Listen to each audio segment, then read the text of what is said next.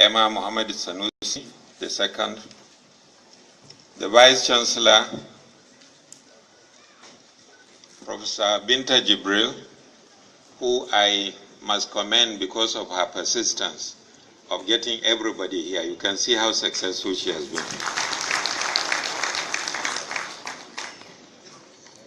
Let me, before I introduce the keynote speaker, express my pleasure to be invited to chair this occasion.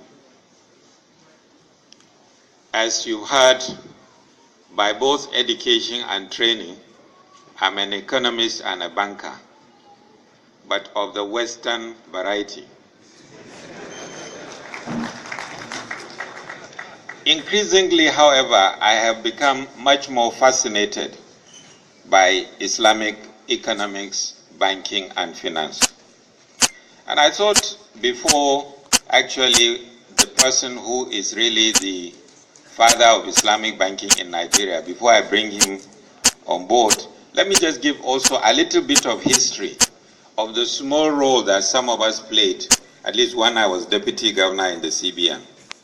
I would say I did my little bit. First of all, in terms of trying to encourage the regular banks at the time to open Islamic banking windows, and a couple of them did at the time. The licensing of JAIS, actually, it was when I was Deputy Governor Financial Sector Surveillance that the application of JAIS first came to the central bank. And obviously, it created ruffles in the central bank at the time. Are we going to license an Islamic bank, a religious bank, this and that? You know how Nigeria is. At the end of the day, we decided that we were going to license them if they met the required conditions for the licensing of any other bank, in terms of the quality of the people behind them. And obviously, with Dr. Umar Mutallab behind the group that was promoting it, clearly there was no question about the people behind it. The sticking issue was the capital. And again, typical of what happens to efforts from this part of the country.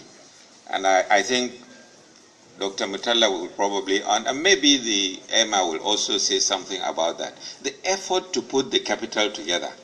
At one time, in fact, somebody came to me and said, look, the required capital is 25 billion, but we've got about 15. Can you not allow us? I said, no, we will not allow you, because I did not want an Islamic bank to be regarded as inferior to any other bank that existed. And that was my position. Of course, somebody went and told Dr. Mutallab, he didn't know how close we are, that, look, this Shamsuddin Usman doesn't want, he's anti-Islamic. He doesn't even want the bank to be registered.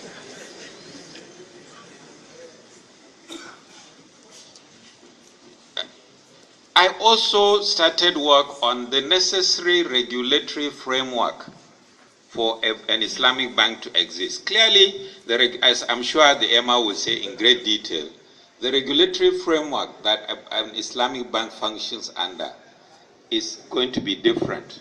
The liquidity issues, which many of them are still part of the challenge, and I'm sure I don't want to preempt what he's going to say.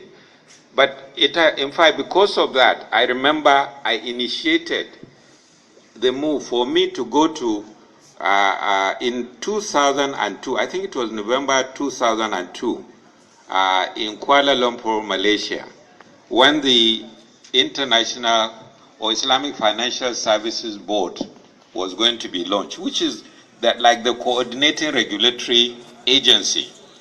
I represented Nigeria at that event, and actually, it was all in an effort to try to understand what kind of regulatory framework is needed, and in order for us to be able to come and implement it in Nigeria.